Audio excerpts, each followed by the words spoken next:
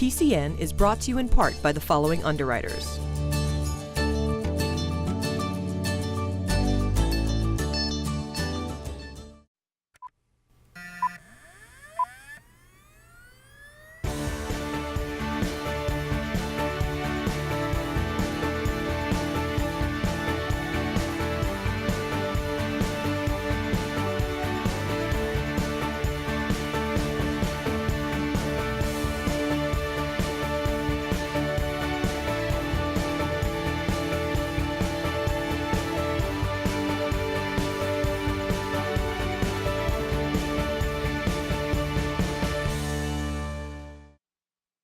Hello and welcome to PACTV Community News. This week we bring you to God's Garden, a community garden from a local church.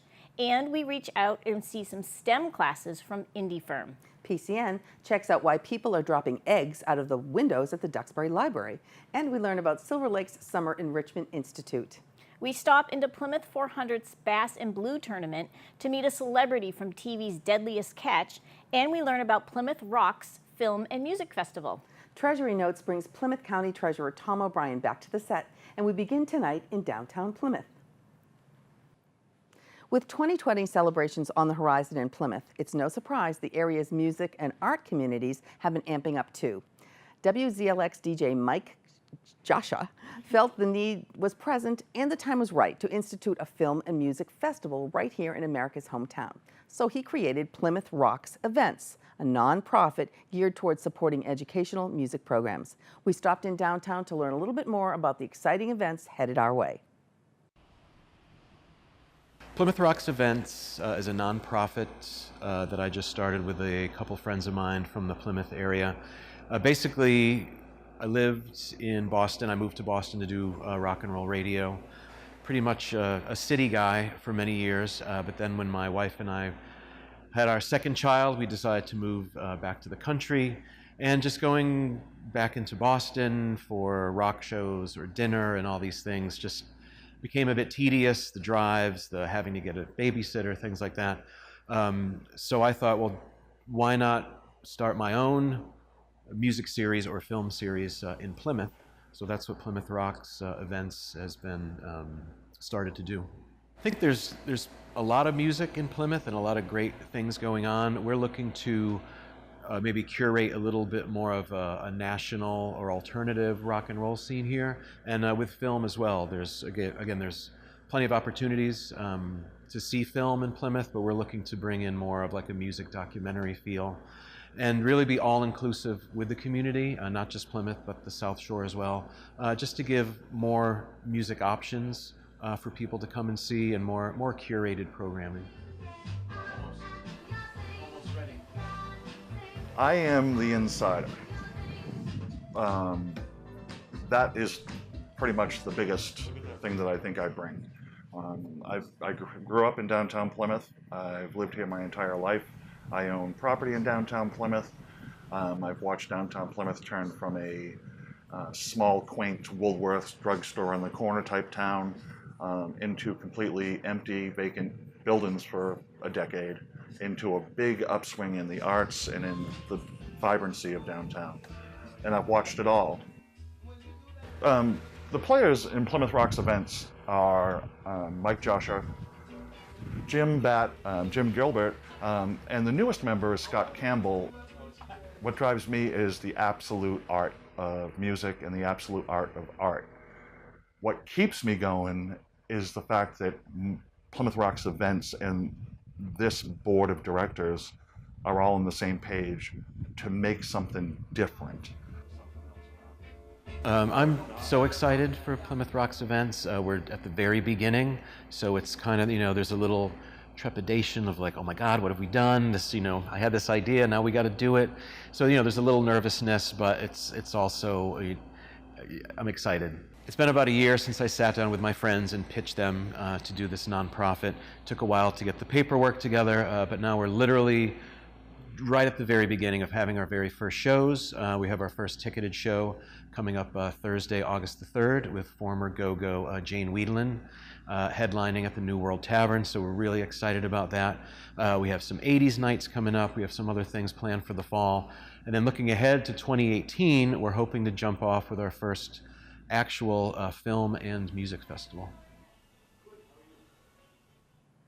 For the second straight summer, Silver Lake Regional High School is hosting its Summer Enrichment program. The program gives students a chance to take part in classes that they may not have been able to fit into their schedules during the school year. We dropped in to get a look at a creative writing class and a theater rehearsal. The Summer Enrichment program is designed to have kids want to come to school and choose to come to school during the summer rather than the typical dynamic, which is that students feel have to about school. We have to take these courses, we have to get this many credits, we have to pass MCAS to graduate. And so my thought was change the dynamic, create something where students are actually choosing to come here in the summer when they do not have to. And that sort of changes the culture a little bit. Today we have students who are engaged in a creative writing workshop with Mr. McStowe, and we also have kids doing a summer theater intensive experience with Ms. DePasqua and with Mrs. Bates. Our programs here are so large, so when we do the musicals, it's a cast of 60. And it's also very competitive. We have, a couple hundred students that are involved in music and drama. So it's tough to get a lead role. It's tough to even get a first role. There's just so much competition. So what's really great about this with a cast of 11 is we can give everybody a part. Everybody gets a chance for a speaking part. We can really work with the actors where they're at. If you sign up for this course, you're guaranteed to get some kind of role and you're guaranteed to get some coaching in that role. Whereas with the school musical, I can't necessarily guarantee that for every single kid because there's so many of them. For the students who don't do this on a regular basis, hopefully they'll choose to come out and join drama or music or get more involved with the programs we have. The other thing is sometimes for the younger students, it's a great building block to build some confidence and to build some stage time before they audition for the main stage shows next year. We have had a fantastic summer. We are meeting for 8 hours here in this creative writing class. We have worked on our own stories. We have worked on some writing prompts. We have had some great conversations. I'm going to miss these kids. I'm a little disappointed I only get to spend 8 hours with them. By tomorrow, our final day, they will have at least a rough draft of a story to prep for a contest in the upcoming academic year. And one of the deals that I made with these kids is that they produce something, they can come to me during the year and I can look at it, give it a final critique so they can submit this story to the contest. Ever since I was little, I had a huge imagination. So a big part of taking this class was learning how to put my ideas into words. That's mostly what I'm taking out of this. And also, I think there's an important part about learning how to say something without saying it. I usually just write random stories or like little short stories because I get bored and I just enjoy it.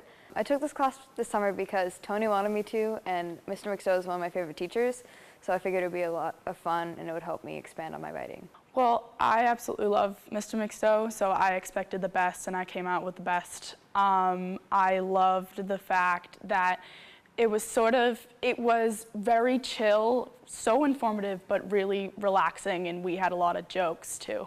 I'm hoping it sparks them to continue writing for the summer. I hope they enjoy creative writing. Those who haven't taken the class at school, I'm hoping to see them on my roster in the upcoming years. We sort of sold it as an opportunity to maybe take a class with a teacher that you like but haven't fit in your schedule yet, or to take a class that you might like to explore but it doesn't fit in your schedule. You know, sometimes you've got kids in the career and technical ed program, and by law their periods are very dictated. They have to be in shop certain hours, so they don't get to take some of the extracurriculars.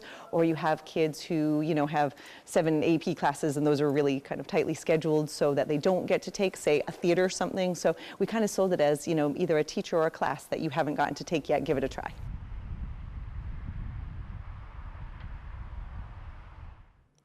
If you've been a fan of the television show The Deadliest Catch, you may recognize Nick Coleman, but you probably know him as Sunshine. This young man from West Springfield has embarked on a public speaking career since his time on the Emmy Award-winning series and is the keynote speaker for the Plymouth 400 Bass and Blue Tournament. We got a chance to speak with him ourselves. My name is Nick Coleman. They call me Sunshine on Deadliest Catch. And I'm from West Springfield, Mass. originally. And there's a point in my life I just wasn't really exactly happy.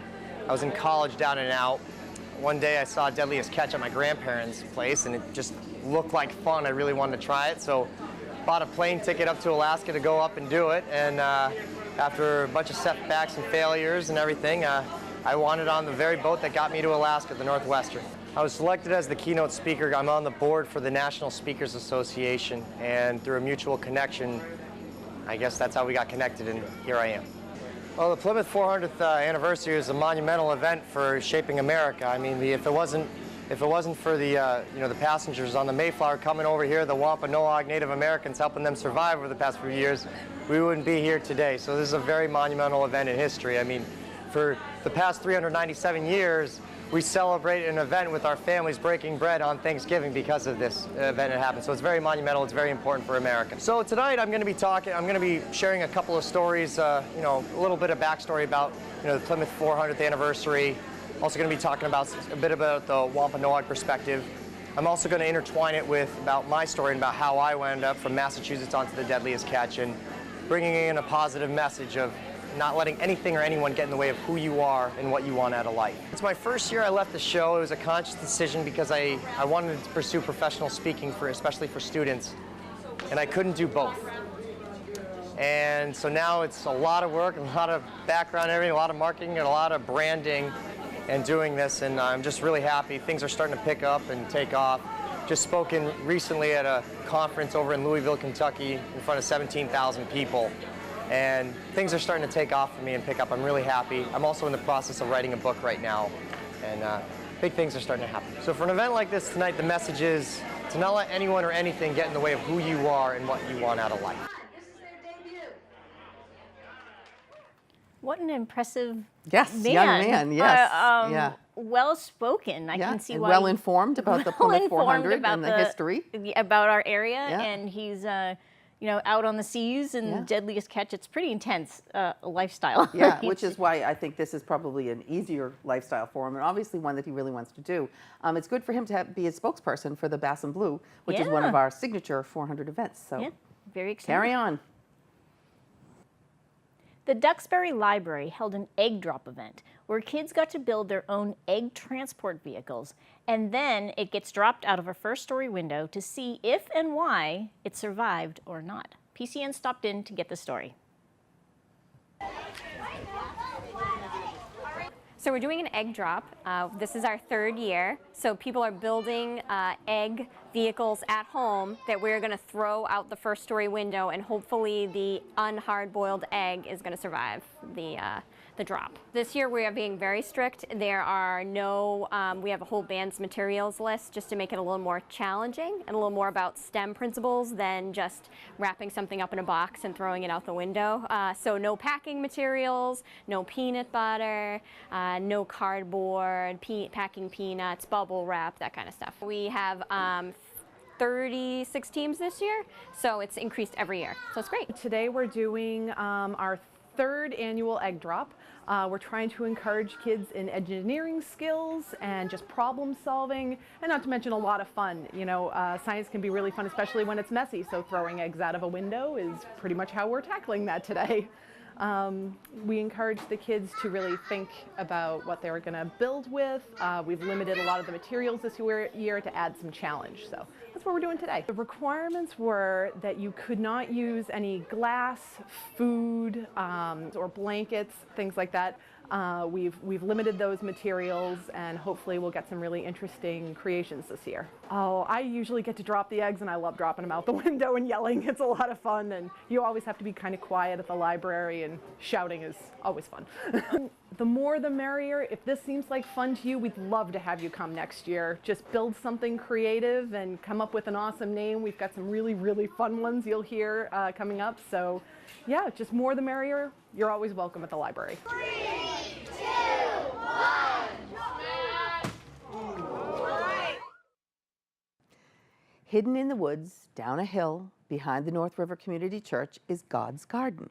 Last season, volunteers grew over 1,600 pounds of fresh produce, and they donated it all to food pantries in the South Shore area. We stopped by to see how their garden produces so much food. People come to church, and I'll mention the garden. they're like, yeah, okay. And they'll drive over to the edge of the parking lot because you can't see it until you get to the guardrail and look down. I'm like, wow, we never knew that was there. It's been here for a couple of years. Having the garden here on an unused part of the property, we started this relatively small, and each year it gets a little bit bigger. Well, we know that there's a food shortage for food pantries, especially fresh produce is not readily available to most people. So what we decided was we would give our produce to local food pantries. And a lot of their clients love the opportunity to get something fresh. And normally we pick it the day before or the morning of and deliver it to the food pantry. We have an automatic irrigation system. Every other day the irrigation system comes on and it's through a drip system. So we're conserving water. It's not like it's blown everywhere, but it comes on automatically for about 15 minutes. But it's a very efficient way of watering the garden.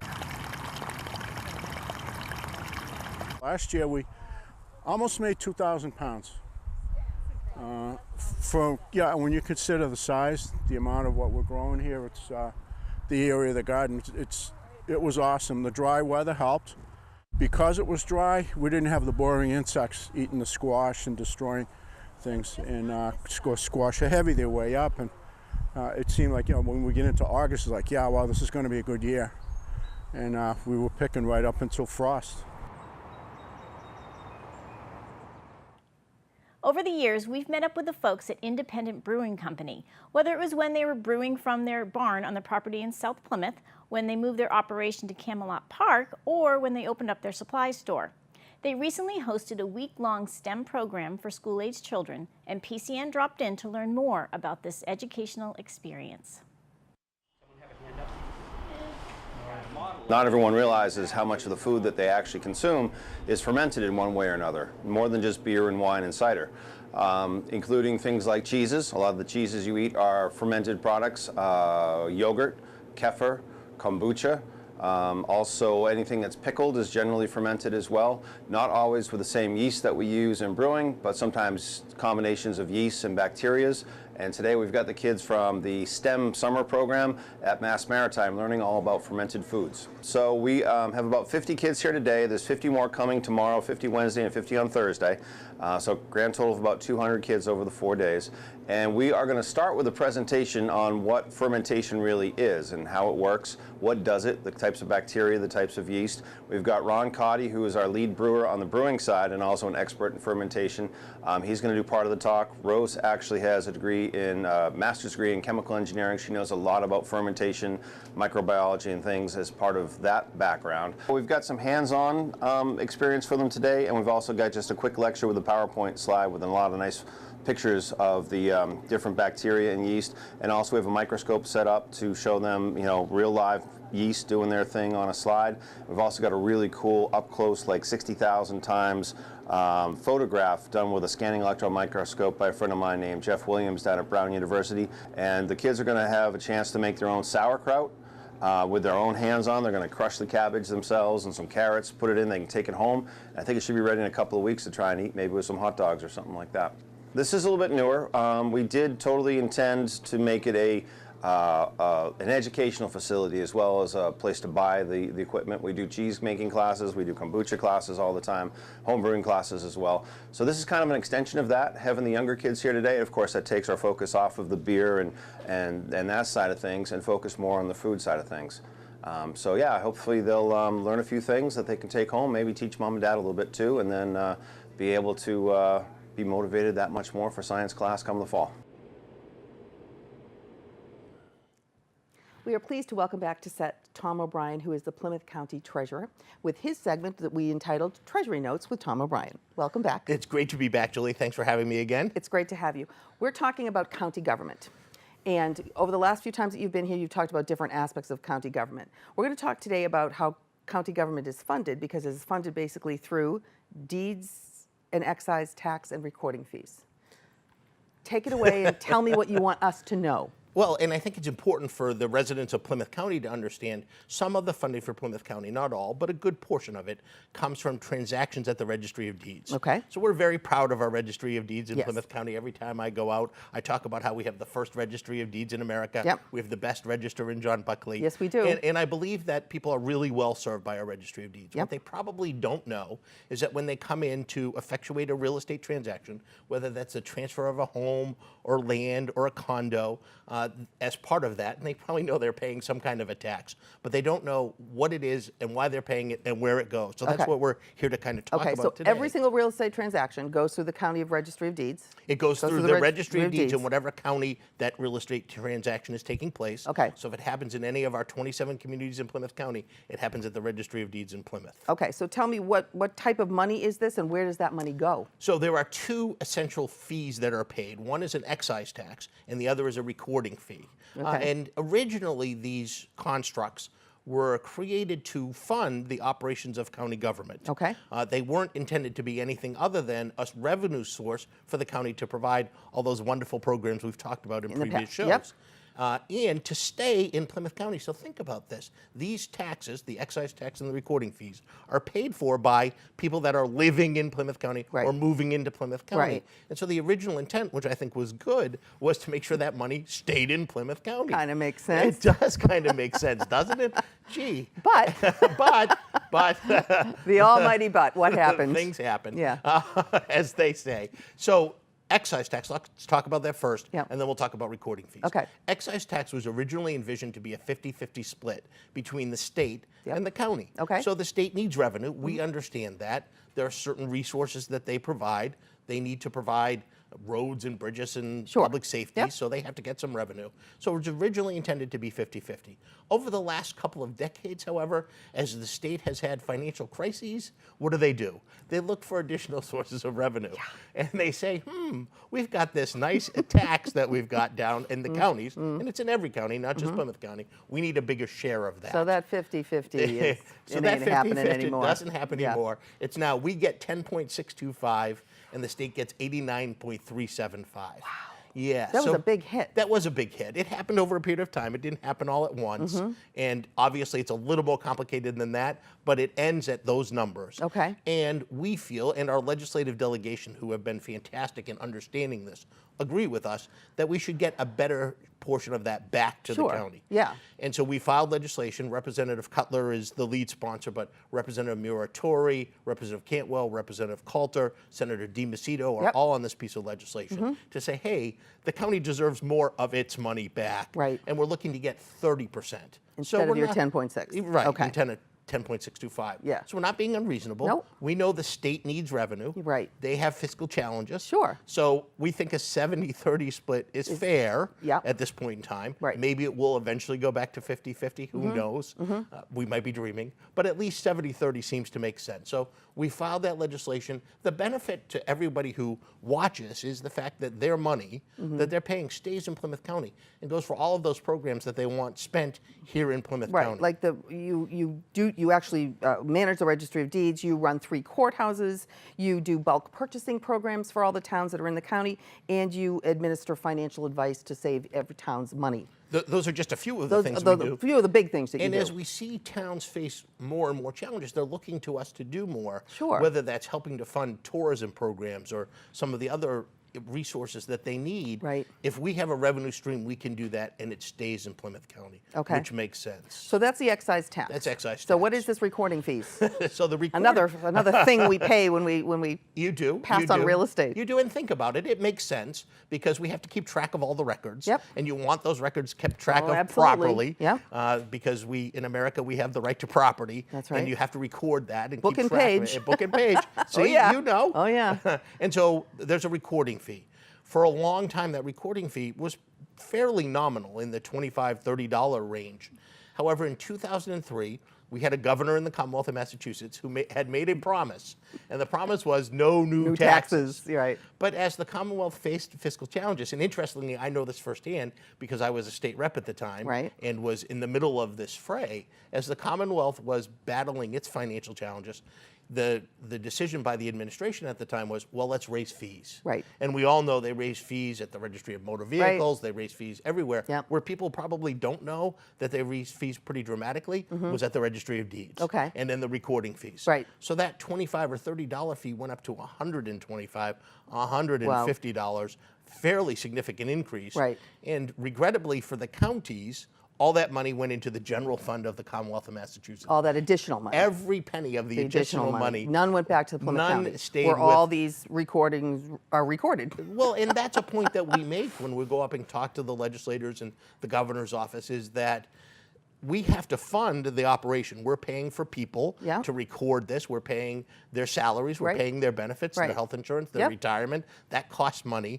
So essentially, you're taking our revenue stream into the general fund of the Commonwealth and saying to the county, hey, you guys make do. Right. You guys handle that however best you can. Yeah, and it's just a challenge, and it needs to be fixed. And people are listening. It takes time to articulate that. That's why we always appreciate the opportunity to talk about these things. Oh yeah, because most people just don't know this. They don't. You know. don't. I mean, They you don't. don't I mean, when you go to pass on real estate, even if you go to refinance, you have to do this. You have to record it again. And we've been really pleased because the media has begun to pay attention to this. Yeah. There's been some stories here in Plymouth County. I know Representative Cutler did an interview. Yes. I think Representative Muratori did one as well, where they say simply, hey, we just want to bring the money back to our region. Right. Because they know as elected officials, if there's a challenge, is it easier to get money at the county level if you have a program that you want to start or fund or support? Yeah. Or is it easier to do it at the state level? It's much easier to do it at the county level. Right. Now, what are we talking about as far as money goes? Like each month, approximately how much money is brought in